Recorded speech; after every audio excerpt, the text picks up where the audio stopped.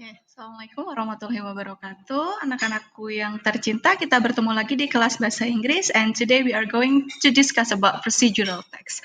Saya yakin materi ini sudah pernah dipelajari ya waktu SMP. Nah, nanti apa sih bedanya dengan apa yang sudah kalian lakukan di SMP gitu ya. Nah, sebelum ke sana, Ibu mau sedikit flashback dulu ya, apa yang dimaksud dengan procedural text atau teks prosedural. Jadi di sini ada beberapa hal yang harus kita garis bawahi ya.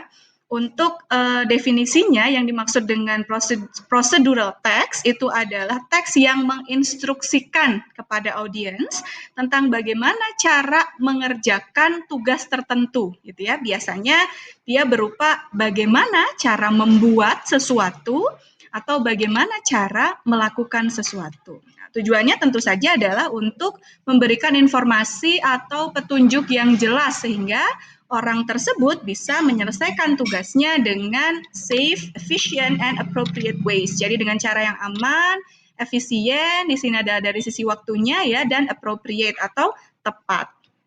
Nah, ini misalnya yang termasuk dalam teks prosedural itu ada beberapa ya. The first one, for example, direction atau menunjukkan arah. Itu kan ada prosedurnya di situ. Kamu lurus, belok kiri, dan seterusnya. Kemudian instruction atau bagaimana cara melakukan sesuatu. Gitu. Kemudian recipe. Resep itu resep ya, tapi harus dipahami resepnya berbeda dengan resep dokter. Kalau resep dokter itu prescription, beda lagi ya. Resepi di sini adalah resep masakan, bagaimana cara memasak sesuatu.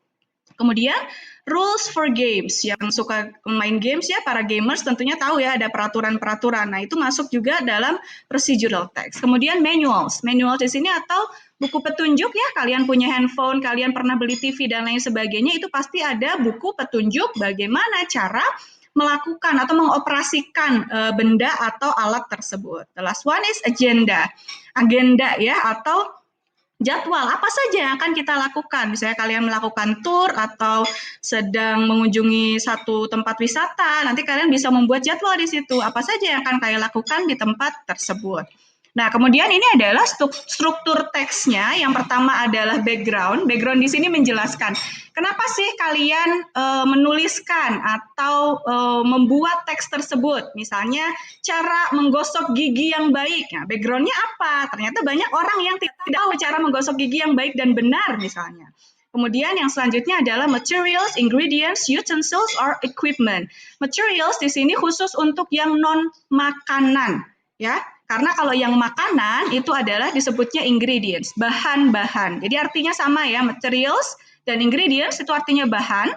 Tapi kalau materials itu untuk non-pangan, sedangkan ingredients itu untuk bahan makanan. Utensils atau equipment itu adalah perlengkapan atau peralatan yang dibutuhkan. Nah, setelah itu kalian menyebutkan background, kemudian material, ingredients, and also the utensils and equipment, kalian menjelaskan step-nya ya. Tahapan-tahapan bagaimana cara melakukan tadi atau bagaimana cara membuat sesuatu.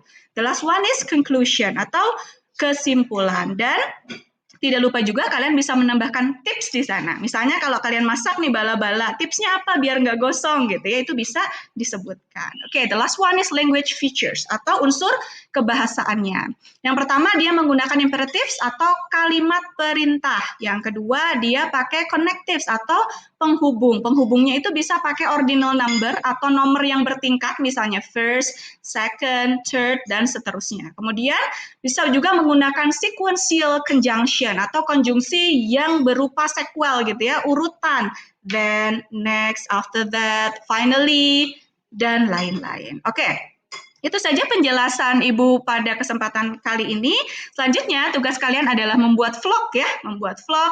Kalian bisa menjelaskan tentang cara bagaimana cara melakukan sesuatu, cara membuat sesuatu atau mengoperasikan sesuatu. Oke, jangan lupa dikerjakan tugasnya sebaik mungkin, seoptimal mungkin yang kalian bisa. Terima kasih. Assalamualaikum warahmatullahi wabarakatuh.